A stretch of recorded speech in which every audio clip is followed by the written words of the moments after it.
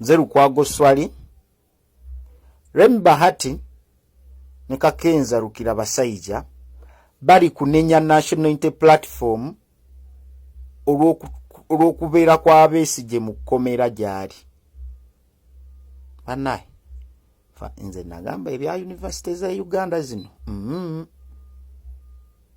kubanga n'abagenda ku university ne basoma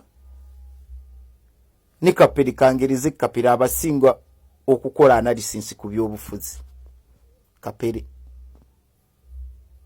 wakati simanyi you people nawe mwewana anti mwasoma josobola come up with a conclusion ti opposition tekoze kinene nnyo mu kubanja Besigye wabula focusinze ku 2026 elections.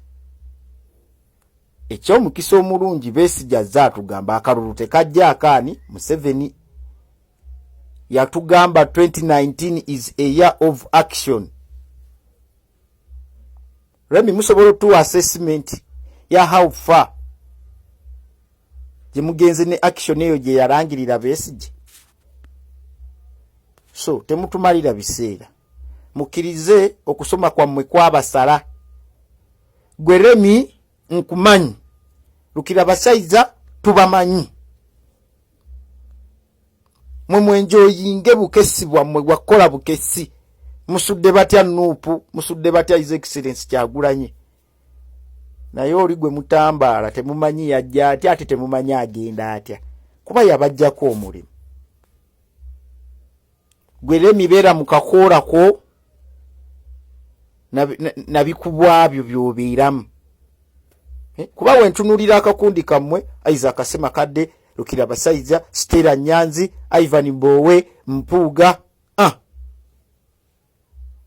mbu mwagala kuba Nuupu mwe musobola okulwanisa ane idea eyaleetebwa.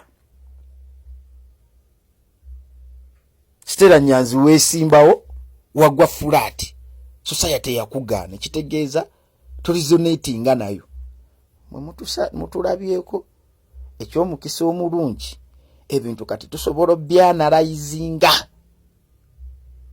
We can break down political events the way they are unfolding. Mwe mwali mukola buzaabuza Femi watuuka otya mu America wava otya ku NBS kwe wakolanga yani gwe Rukira Basajja wayita otya Rwanda no gwe kaina capacity efuluma Uganda nga toyina passport.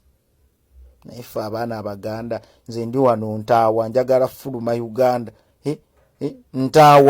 Ntaawa naye gwe ssebo osobola n'ogifuluma nga toyina passport.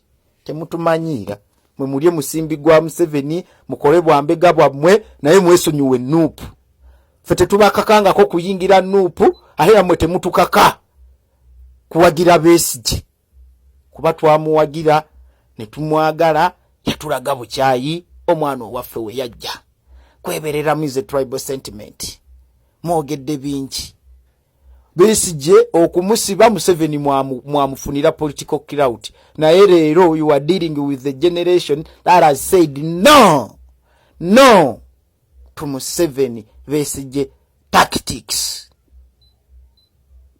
Aite tujja banja Besigye but kato waswa mumusigale mbuzanyo bwammwe mutuleke mwe mwali mumanyi ebyobufuzi mugenda bisentalinga around herites abasoma. So the intellectual dishonesty and betrayal is what saw Bobi Wine and his team coming up. The kind of politics we are in is all about mantras, what we call slogans. He who comes up with the best catchy words that attaches the attention of Ugandans is he or she get the support of Ugandans. It's not all about arresting Besigye, then he gets sympathy within Ugandans, then they get the reason to support him. No more. It's all about being down to Ugandans. The Besigye I know, he's one who could brag around of how he can manage to buy sugar even if a kilo costs 20,000 Ugandan shillings. Bobi Wine will never say such a statement. Mwebale.